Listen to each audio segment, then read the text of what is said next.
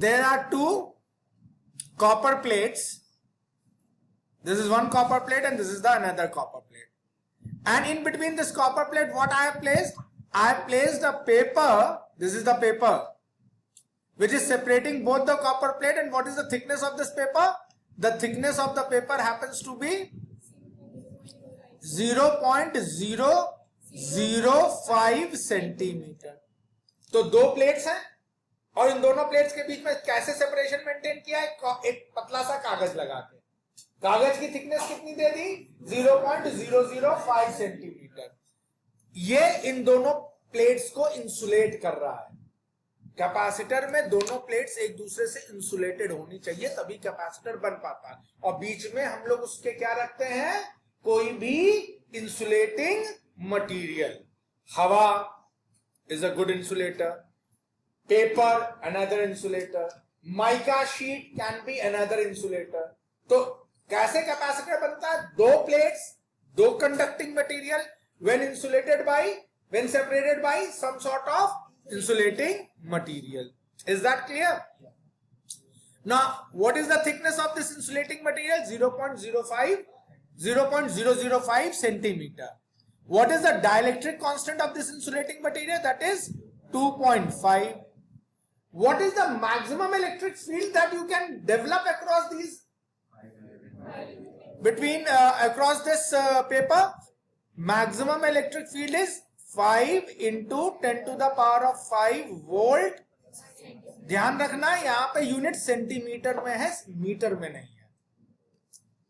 Do you know any formula that relates electric field and potential difference? PD is equals to ED.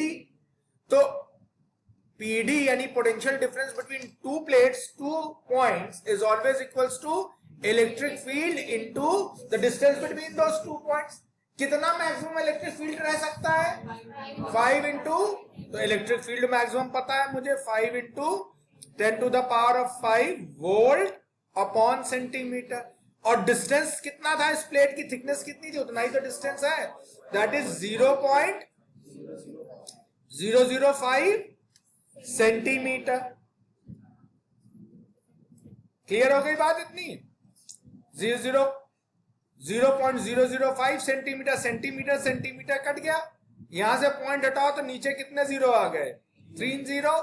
5 5 का कितना हो गया? 25. 10 to the power of 5 और नीचे से 3 गए, -3. 25 into 10 to the power of 2, that is 2500 volt. This is the maximum potential that you can put across the plates of the capacitor. C is equals to Q by V.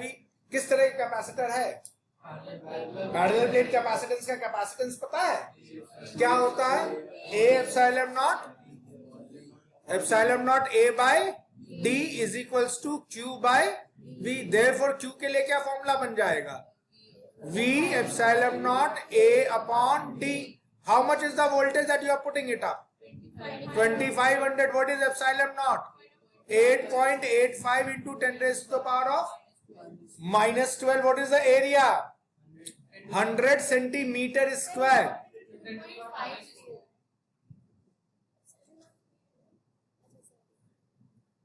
Area कितना है? 100 centimetre square. Centimetre square must be converted into metre square, so it becomes 100 into 10 to the power of -4 meter square upon what is the distance between the two?